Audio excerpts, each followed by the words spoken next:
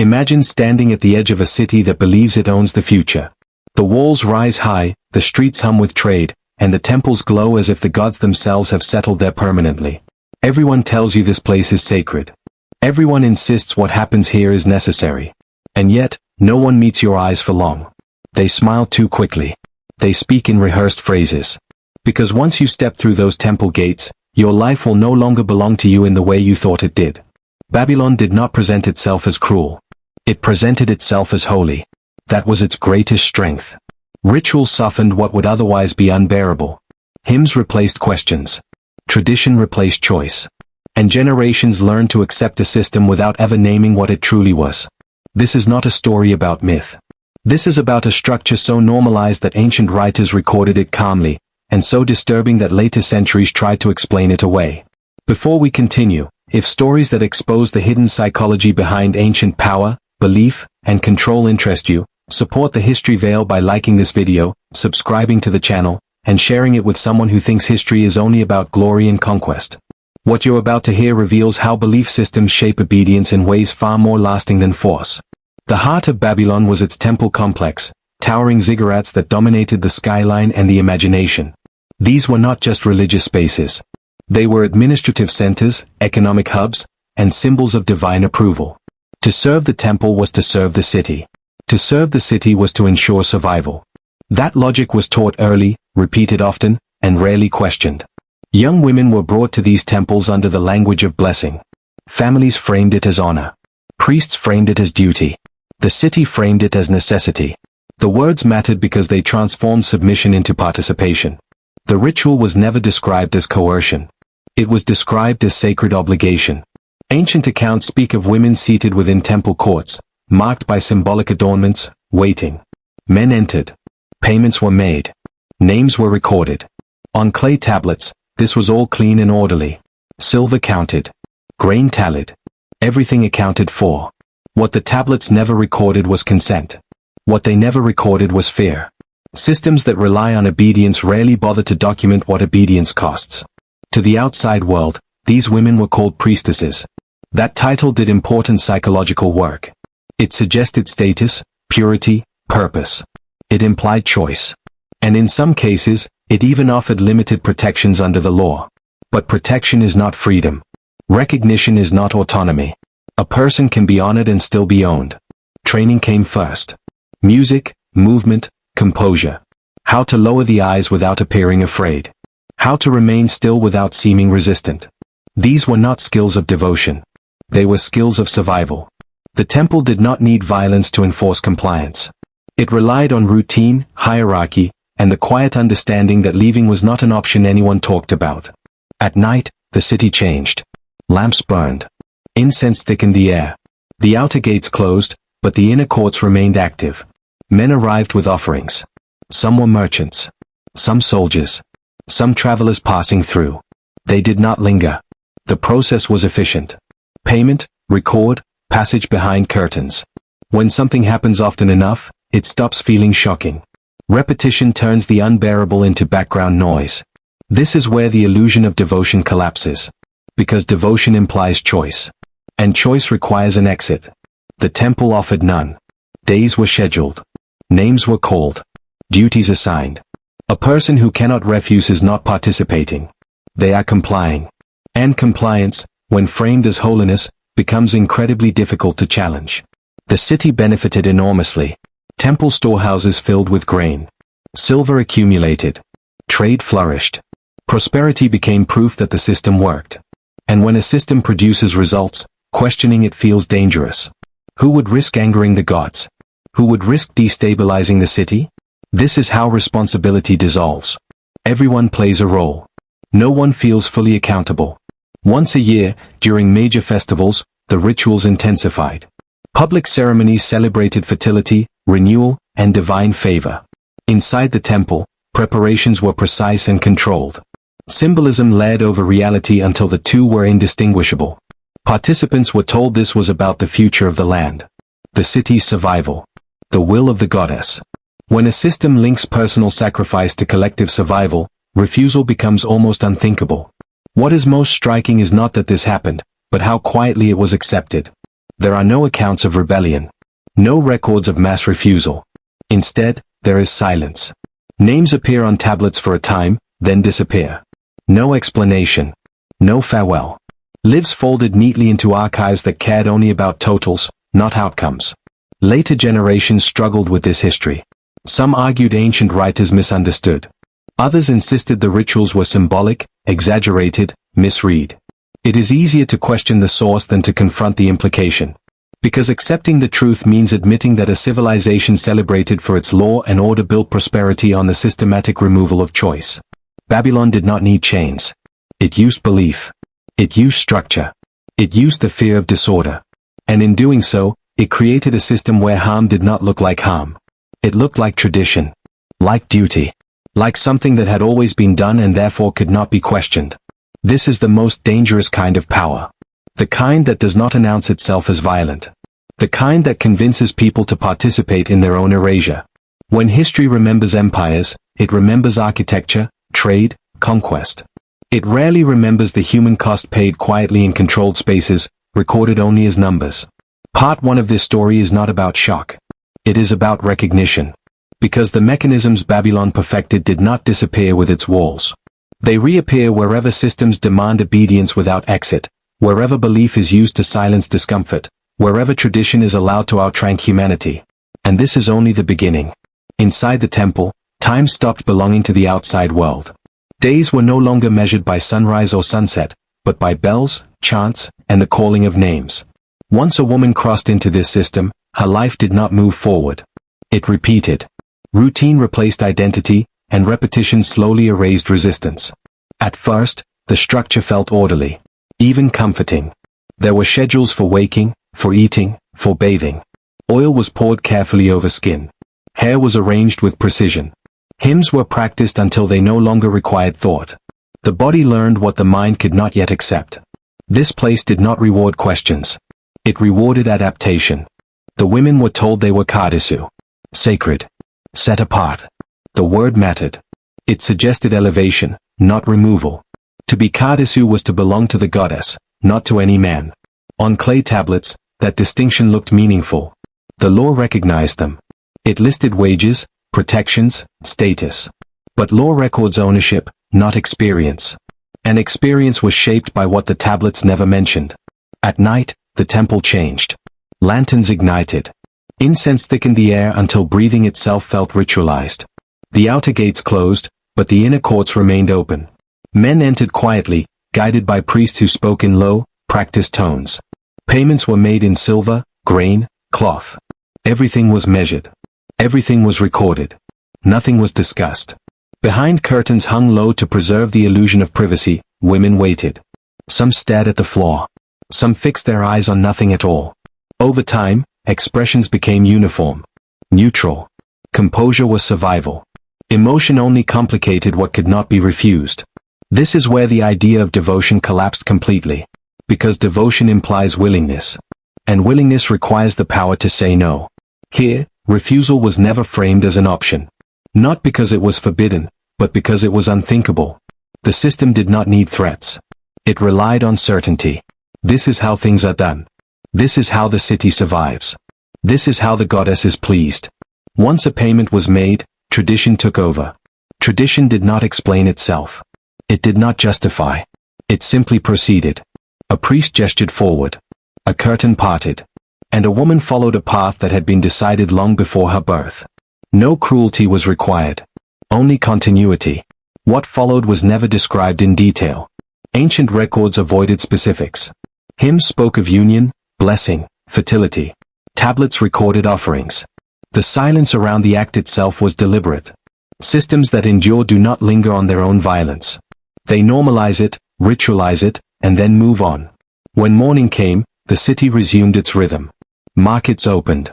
Merchants traded. Children played in the streets. Inside the temple, women bathed, dressed, and returned to their places as if nothing extraordinary had occurred. Because here, nothing had. What would have shattered a life elsewhere was simply part of the schedule. Over time, the rituals became numbing. The body learned to separate itself from the moment. Dissociation became instinct. This is how people survive environments they cannot escape. The mind retreats inward, leaving the body to perform what is required. From the outside, this looks like acceptance. It is not. It is endurance. The most difficult moments were not during the ritual itself, but afterward. When the incense faded. When the chant stopped. When the city's distant noise crept back through stone walls. That was when the reality settled in. That was when the future disappeared. No one spoke of later years. No one planned beyond the next festival. Names were recorded for a time, then quietly stopped appearing. Some women adapted fully. They learned the system, navigated it, even found moments of influence within it. Others withered. The temple made room for both outcomes. It did not distinguish between thriving and surviving. Both were useful. Older women sometimes whispered when priests were gone. They spoke carefully, aware that even walls felt attentive. Some said the goddess owned them. Others said the temple did. The distinction mattered less with each passing year. Ownership, once established, rarely feels the need to clarify itself. Once a year, during the New Year festival, everything intensified. This was the most important ritual of all. Publicly, it was celebrated as a sacred marriage meant to renew the land, secure harvests, and reaffirm divine favor. Inside the temple, preparations were exacting. Rugs were laid. Lamps positioned. Records aligned. This ritual was not optional. It was foundational. To participate in the sacred marriage was to cross a threshold. Those selected understood the weight immediately, even if they did not yet understand the consequences. The language surrounding it was elevated, symbolic, ancient. That made it harder to resist. Refusing something framed as essential to the city's survival felt not just disobedient, but immoral. When the inner chamber was prepared, silence fell. The space was small, enclosed, designed to feel timeless. Stone lions watched from the walls, mouths open forever in silent witness. Oil was poured. Lamps burned low. The air felt heavy, as if the room itself were holding breath. The man chosen to stand in for the divine entered. Sometimes a king. Sometimes a noble. Sometimes someone whose importance mattered only for this night. His identity was secondary. What mattered was the role. He represented continuity, authority, approval. The system did not care who he was. Only that he fulfilled the function. A sentence was spoken. Old enough to feel unquestionable. Calm. Final. It explained nothing and required nothing in return but compliance. And once it was spoken, the ritual began. What happened next was not recorded. It never was. The temple preserved outcomes, not experiences. Afterward, there were changes. Subtle, but unmistakable. The way priests looked at the woman. The way other qadištu stepped aside. Recognition mixed with pity. Approval without warmth. From that moment on, something had shifted. The temple had taken more than time. It had taken definition. And once certain thresholds are crossed, return is no longer possible. Eventually, names stopped being called. Not suddenly. Gradually. Duties reduced. Records thinned. No announcement marked the transition. One day, a woman was simply no longer needed. Her space was cleared. Her mat folded. Another took her place. This was how the system ended lives. Quietly. Efficiently. Without spectacle. Scholars argue about this history because argument is safer than conclusion. To debate interpretation is easier than to accept implication. Because accepting it means acknowledging that a civilization celebrated for its order and innovation perfected a system that consumed people without noise. The temple did not rely on cruelty. It relied on permanence. On repetition. On the confidence that what had always been done would never be interrupted. And that confidence was its greatest protection. Part 2 of this story is not about outrage. It is about understanding how systems endure. Not by force alone, but by making themselves feel inevitable. By convincing everyone involved that there is no alternative worth imagining. And still, this is not the end. The temple did not announce endings. It did not close chapters or offer closure. It simply moved forward, absorbing lives the way stone absorbs heat. Quietly. Indifferently. By the time a woman realized she was nearing the edge of usefulness, the system had already begun to loosen its grip, not out of mercy, but because it no longer needed her in the same way. 4 years, Belani existed inside this rhythm. Bells, chants, preparation, service, silence. Her body learned the schedule so thoroughly that thought became optional. Days blended together. Seasons passed unnoticed except for subtle changes in offerings and hymns. The temple trained her not to expect anything beyond the next call of her name. Hope, like resistance, faded through neglect. What weighed on her most was not the ritual itself. Repetition had dulled its sharpest edges. What crushed her was the space afterward. The hours when incense thinned and the city's distant noise returned. That was when the temple felt smallest. That was when the future vanished completely. No one spoke of what came next. No one planned for aging. Names appeared on tablets for a time, then slowly stopped. Older women disappeared without explanation. Their sleeping mats were folded. Their places filled. When Belani asked where they went, the answers were gentle and vague. To the goddess. To rest. To another duty. Explanations designed to close the question, not answer it. The temple did not traffic in truth. It trafficked in continuity. As years passed, Belani became fluent in the system. She recognized footsteps by sound alone. She knew which offerings carried the scent of foreign roads. She understood which visitors would hurry and which would linger.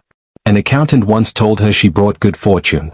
She looked past him at storerooms stacked high with grain and sealed jars of silver and understood exactly what that praise meant. What the temple valued was not devotion, but reliability. The qadištu were machinery disguised as holiness. Essential. Maintained. Replaced when worn. The law recorded them as protected, compensated, recognized. But the law never recorded weariness. It never recorded the slow erosion of self that comes from living without an exit. Eventually, the calendar shifted again. Preparations began for another sacred marriage. This ritual was different. More solemn. More controlled. It was meant to bind the city's prosperity to divine favor. Publicly, it would be celebrated with flowers, processions, and hymns. Inside the temple, it felt less like blessing and more like proof.